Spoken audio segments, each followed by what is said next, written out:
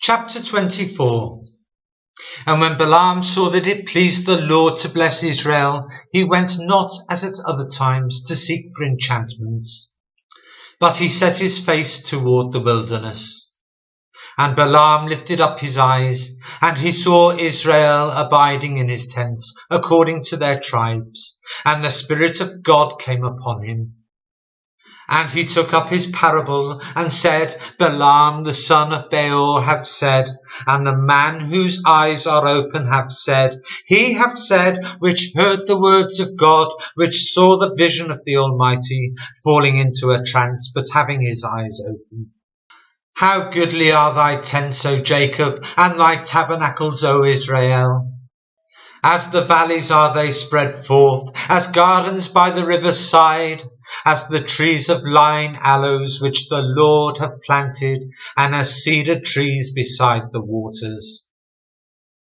He shall pour the water out of his buckets, and his seed shall be in many waters, and his king shall be higher than Agag, and his kingdom shall be exalted.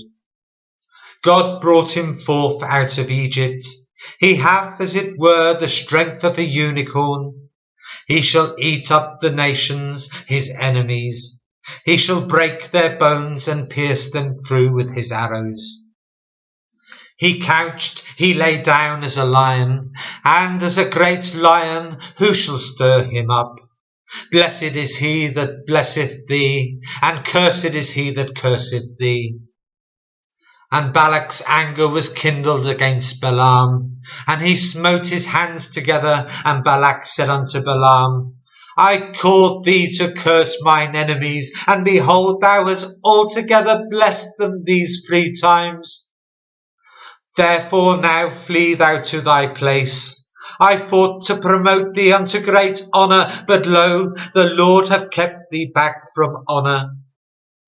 And Balaam said unto Balak, Spake I not also to thy messengers which thou sentest unto me, saying, If Balak would give me his house full of silver and gold, I cannot go beyond the commandment of the Lord, to do either good or bad of mine own mind. But what the Lord saith, that will I speak. And now behold, I go unto my people. Come therefore, and I will advertise thee what this people shall do to thy people in the latter days. And he took up his parable, and said, Balaam the son of Beor hath said, and the man whose eyes are open hath said, he hath said, which heard the words of God, and knew the knowledge of the Most High, which saw the vision of the Almighty, falling into a trance, but having his eyes open. I shall see him, but not now. I shall behold him, but not nigh. There shall come a star out of Jacob, and a sceptre shall rise out of Israel, and shall smite the corners of Moab, and destroy all the children of Sheth. And Edom shall be a possession. Seir also shall be a possession for his enemies, and Israel shall do valiantly. Out of Jacob shall come he that shall have dominion, and shall destroy him that remaineth of the city.